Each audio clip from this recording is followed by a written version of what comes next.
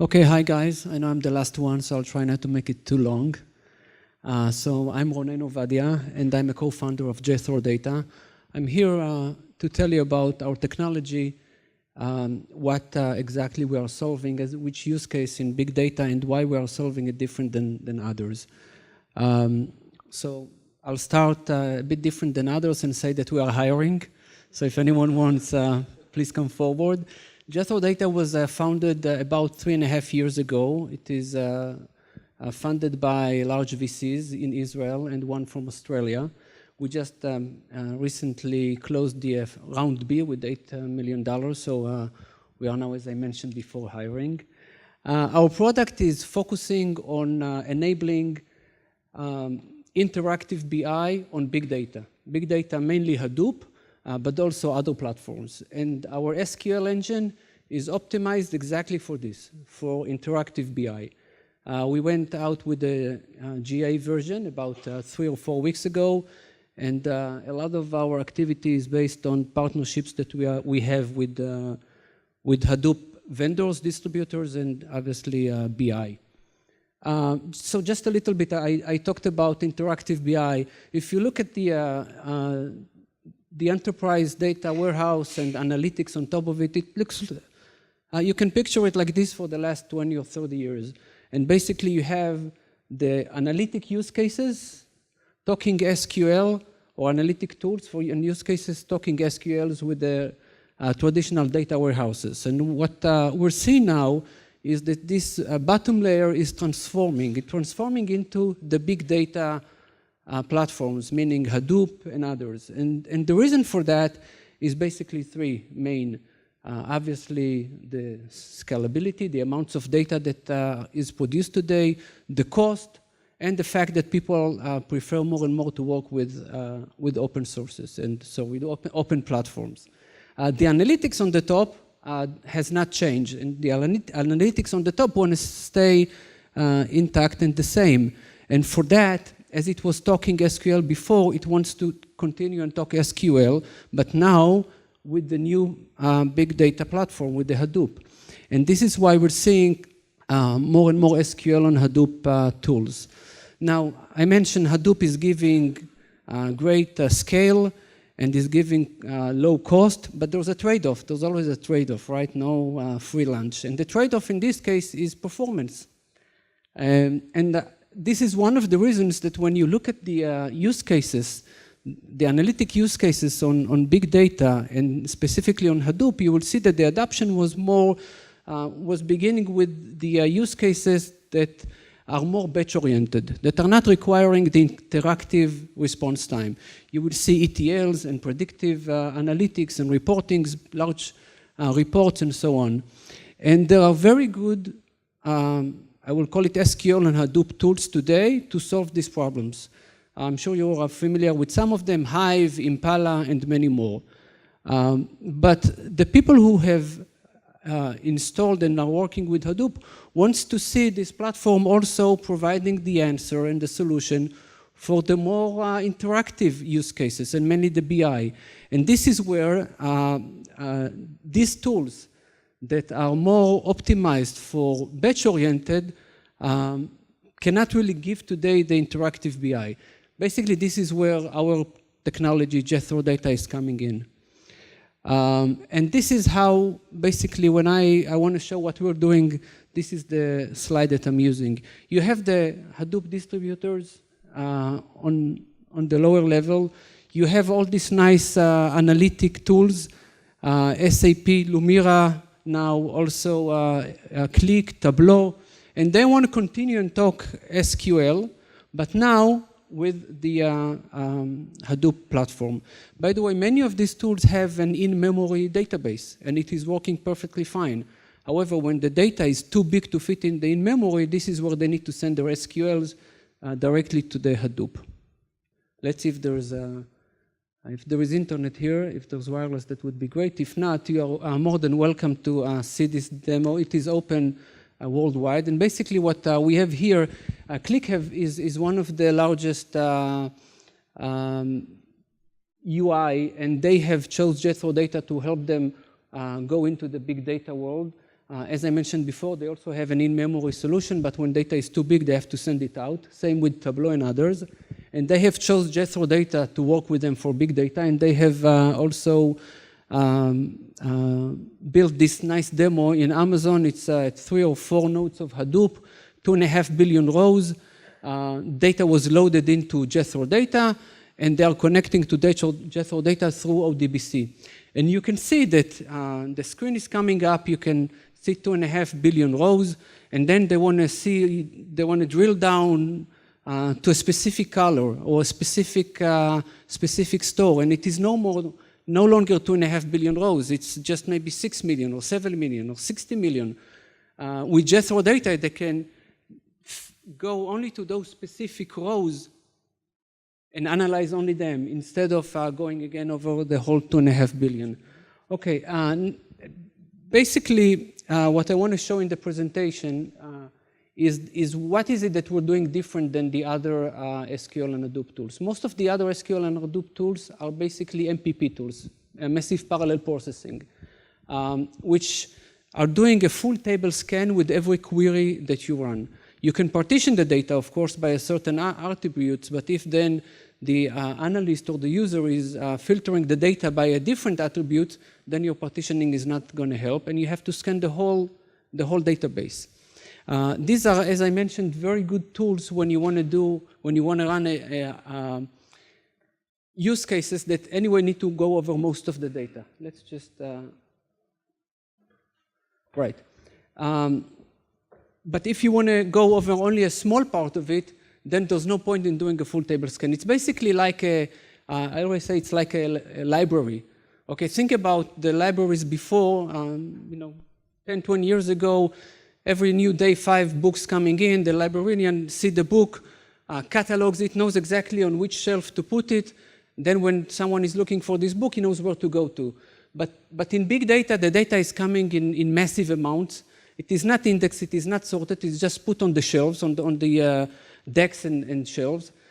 And then when someone wants a certain book, like Stephen King, books of Stephen King, there is like a librarian next to a few, maybe every rack or a few racks, and he has to go over all the books, pull them out, say, is it Stephen King? No, let's put it back, and so on. That's how it works today. And if you, the way the Jethrodata works is that although it is huge amounts of data, we know how to index it. This is where most of our IP is. So when the data comes in, and we load it into our SQL engine, which is basically a columnar database, not only that we save it in columns on your HDFS, but we also index each and every column. So now when someone comes and said, okay, I want Stephen King, I don't need to go over all of the data. I have an index that says that Stephen King is on rack number 5, shelf number 3. Or in Hadoop, think about loading 5 billion rows, okay? And you're now looking only for the people who live in Tel Aviv and have blue eyes. I don't need to read all the 5 billion rows. I have an index that says that Tel Aviv is in rows 1, 7, 8, 12, etc., and that blue eyes in this and those rows, and I match them and I find only the relevant rows. So in the full table scan approach, the performance is basically based on how big is your database. The bigger the database is, the longer it's going to take. In our approach, it's basically based on the result set. You maybe have 3 million rows with, for people who live in Tel Aviv and have blue eyes. This is what I'm going to be analyzing. I don't care if there is 10 or 12 or 20 billion rows. I'm only going to focus on what is required. We see 2 types of, I would say, use cases or companies that need our approach. One are companies who already have Hadoop. Facebook is one of them, and we saw it is published. They already have Hadoop, and they're working with Hadoop. Lots of raw data is coming in. They want to prepare data for BI. They will aggregate it. They will clean it. They have now the data mart for the BI. If they put the BI against this data in type of an ODBC, against this data set, and the data set is in HDFS, again, the data will be read in a full table scan, and performance is not good enough for interactive. So they end up taking this data and move it out of the Hadoop into a separate database. Can be MySQL, can be something else, and then point the BI into that database. You end up with two operations, with two environments, and this is obviously painful and costly. Another example is what we saw in eBay and many other places, where people have a database that is good for big data and they work with it, but they want to start offload things into Hadoop because Hadoop is much cheaper. Okay, and they offload their batch-oriented use cases, but when it comes to the use case of interactive BI, they cannot do that. So they end up with two environments. With Jethrodata, with our technology, they can keep the data in HDFS and analyze it in a very fast response time. So we're talking about the difference between, again, a difference between indexed data and full table scan. And there's a trade-off also here. It is not something new. It has been all the time there. There are certain use cases in which full table scan will give you much better performance, and this would be the recommended way to go. And use cases in which indexing the data will give much better performance. Obviously, the smaller your result set out of your database, the better you go with indexes. So machine learning and large ETLs, this would be use cases that you would want to go with a full table scan. But interactive BI, for example, or dashboard that shows you only portion of the data would definitely benefit from an index-based.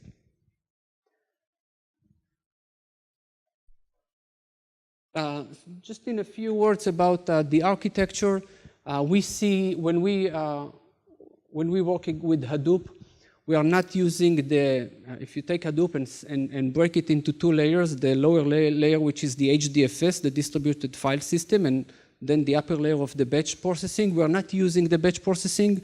We're only using the HDFS, so for us, Hadoop is a storage. This is why we can also work with other storage types.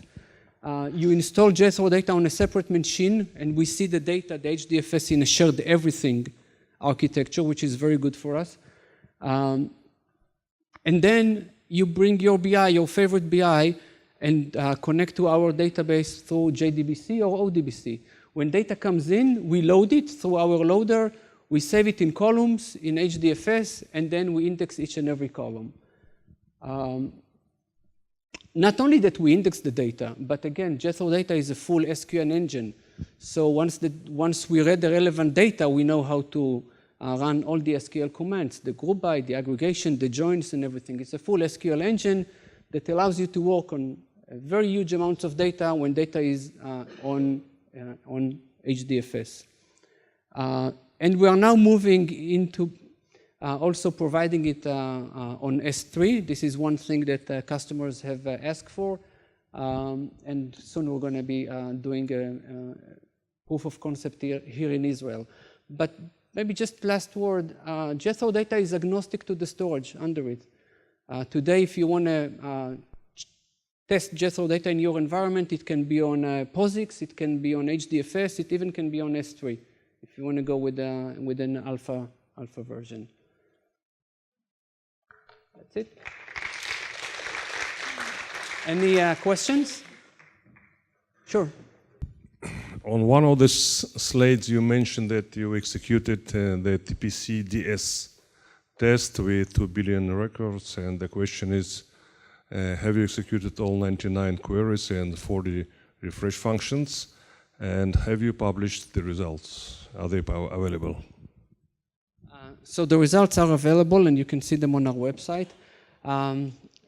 It was a bit, I think, almost a year ago. It was 3 days before the Hadoop Summit, and Impala just published their benchmark, taking TPCS data, and they basically did the benchmark by taking TPC-DS queries, and they grouped them into three groups: the analytical groups, the reporting, and then the interactive BI. We took the same type of data, we loaded it on a Hadoop cluster in Amazon, and we took only the interactive BI, because this is what we are focusing on. And you can see the results in the website. Basically, the interactive BI is, again, when you look at the SQL, it has a where clause. It says where customer ID equals something, or where date is between this and that, and it narrows the amount of results. This is why the indexes will work so fast. Actually, we're not providing a solution for OLTP. Our indexes do not support transactions. This is for big data and Hadoop type where data is only coming in. Our indexes, by the way, are also coming in the same approach of a value and the row IDs. So if there is more data, the list of new rows will just be appended. There is no updates. Any more questions? Okay. Thank you very much, guys. Thank you again.